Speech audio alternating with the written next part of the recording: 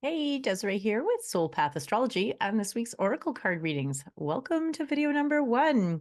So you guys are in for a treat this week because I'm using my Akashic Records Tarot deck, which I really generally just keep sort of for myself in my own energy, but was really feeling called to use it today for these more generalized readings. So yeah, I hope that we get some really good juice for you. There's a lot going on this week. We have summer solstice. So this is going to be the longest night, the longest or day rather of the year with the most light. And so with that often comes like what's potent. There's potency in that. It can really bring our gifts to light. If we've been asking for a while for some clarity around what your purpose is, maybe we can hearken back to the new moon. If you did a new moon ceremony, you can see what's arising, what opportunities are presenting themselves right now for you to fulfill that heart's longing that you wrote about or were, tapping into during the new moon.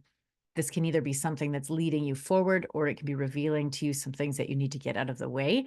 Full moons, which the fullest of the full moon is on Friday. So it's just really beautiful how this all correlates together. That is what reveals to us the fullness of what's going on. So I always liken it to sort of like a whitehead on a zit. So right before the zit's ready to get popped, you know how it gets that like disgusting white. So this is a full moon. It just casts light.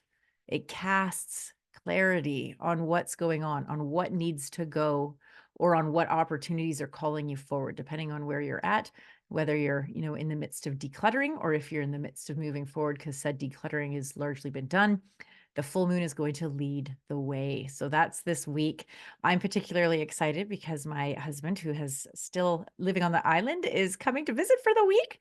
So as part of my bi-provincial lifestyle, I'm sort of in both places, and it always feels so good when he arrives or I arrive there. So when we're in the same place together, it's always a magic and potent place to be, as one might imagine. So may this week fill you with all kinds of good juice, good energy, clarity of purpose, clarity of what's on the horizon for you.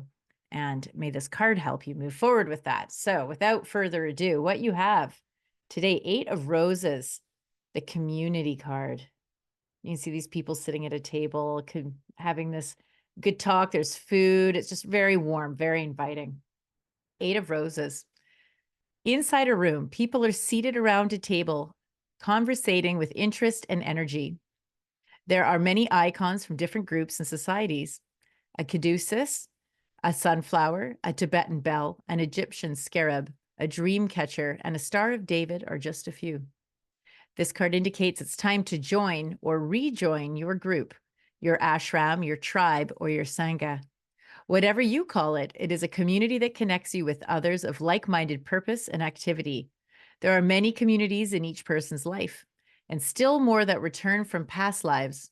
For instance, you have your family, friends, and work associates, but you also have the people with whom you share many creative, cultural, and spiritual purposes. New friends can be coming your way at this time. Be open to these new connections.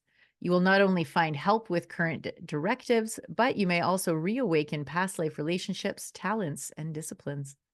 It's time for a happy sharing of your discoveries. Oh, yes. This is like a buffet of gifts, of talents, that calling that maybe you've had. This is an opportunity. It's calling you in, saying, yes, you're on path.